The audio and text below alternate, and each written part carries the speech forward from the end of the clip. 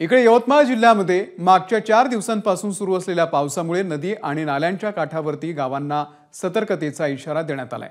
तसंच या पावसामुळे 450 हेक्टर वरील पिकांचं मोठं नुकसान झालंय।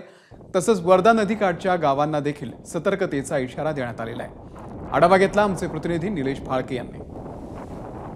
हवामान विभागाने वर्तवलेल्या अंदाजानुसार जिल्ह्यात गेल्या 3 दिवसापासून कुठे मुसळधार तर कुठे रिमझिम पाऊस चालू आहे। याचा सर्वाधिक फटका आहे तो शेती पिकाला बसलाय।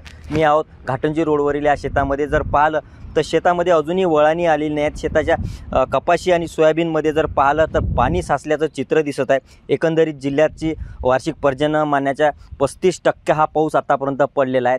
पण ज्या सकल भागामध्ये जे शेतकऱ्यांची पिकं आहेत त्या पिकांना मोठा फटका बसला आहे। सोयाबीन पिके आहे ही पिवळे होण्याच्या मार्गावर आहेत। या पडलेल्या पावसामुळे जमिनीच्या पातळीवरती पाणी आल्याचे चित्र दिसून येत आहे। आपण पाहू शकतो की जमीन लेवलनं ही विहीर पूर्णतः भरलेली आहे आणि त्यामुळे या पावसाचा अंदाज सतत पडत असलेल्या पावसाचा अंदाज आपल्याला येऊ शकतो।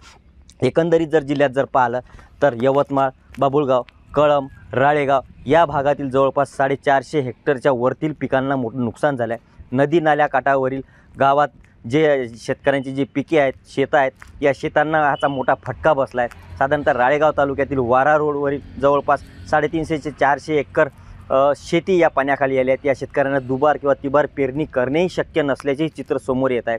एकंदरीत जर पाहिलं जिल्ह्यात तर 4 दिवसापासून होत असलेल्या पावसामुळे शेतकऱ्यांच्या पिकांना मोठा फटका हा बसलेला दिसून येत आहे। निलेश फाळके, एबीपी माझा, घाटंजी, यवतमाळ।